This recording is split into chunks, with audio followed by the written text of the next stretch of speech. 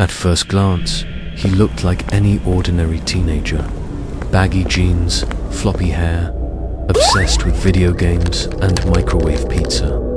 But under that surface was a mind driven by obsession, one that would chase knowledge so far it triggered an FBI investigation, a radiological emergency, and a lifelong shadow that would never quite leave. This is the story of David Hahn, also known as the Radioactive Boy Scout. And yes, it's a true story, but what makes this tale even more shocking is that the fallout wasn't just scientific, it was personal. David was 14 when his fascination with science started to spiral.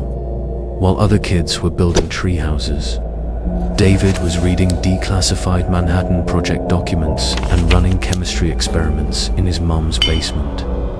At first, it was innocent. He built homemade batteries, experimented with chemical reactions, even made his own firecrackers.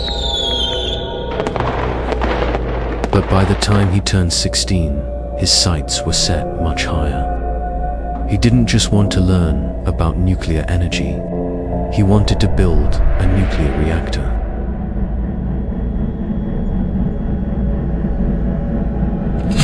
David converted a run-down potting shed into what he proudly called his lab. He wore a white lab coat, kept detailed logs, and set out to collect one of the most dangerous shopping lists imaginable.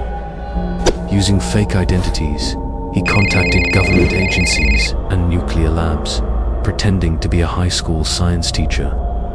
He asked for information on fission, radiation shielding, and isotope sourcing. Shockingly, they sent it to him, and that was just the beginning. To build his makeshift reactor, David needed radioactive materials, lots of them, so he scoured everyday household items. Smoke detectors for americium-241, old clocks and lantern mantles for thorium-232, camping lanterns for gas mantles with radioactive thorium, gun sights for tritium. He even dismantled hundreds of smoke detectors, going door to door, raiding dumpsters, and shopping online under aliases. Slowly, piece by radioactive piece, David built a neutron gun, and it worked. By the summer of 1994, David's reactor was active.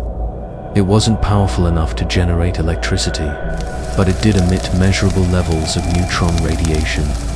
Too much, in fact. David started noticing strange effects. Dead grass around the shed, weird metallic smells, headaches, but he didn't stop. He documented everything. Not out of recklessness, but because he genuinely believed this would be his ticket to becoming a legendary scientist. Instead, it was a ticket to a federal investigation.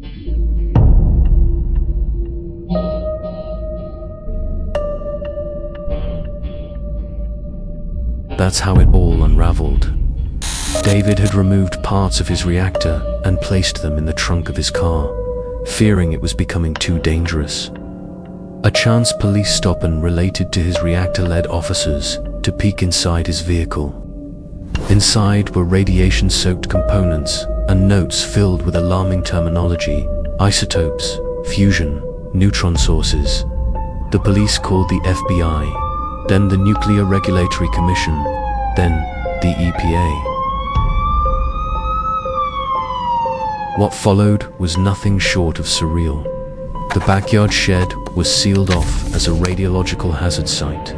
Teams in hazmat suits combed the area. The EPA labeled it a federal cleanup. It cost $60,000 just to dismantle the shed and dispose of the materials safely. David's family was forced to move. The neighborhood panicked, and the media had a field day. Headlines called him a genius, a terrorist, a danger to society, a hero of curiosity, a cautionary tale. But behind the headlines was a boy who was simply obsessed with learning. And that's where the real twist begins.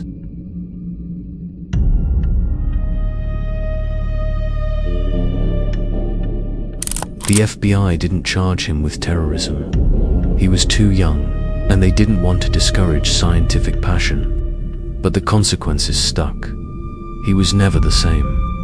He joined the Navy, later the Marines, tried to find a place where he could be useful. But the shadow of that radioactive shed followed him everywhere. He developed health problems, struggled with depression, substance abuse, and on September 27, 2016, at just 39 years old, David Hahn passed away. The cause, radiation, wasn't officially listed, but those who knew his story wondered. David's story is often retold as a cautionary tale of genius gone too far. But it's not that simple. He wasn't trying to hurt anyone. He wasn't chasing fame. He was chasing wonder.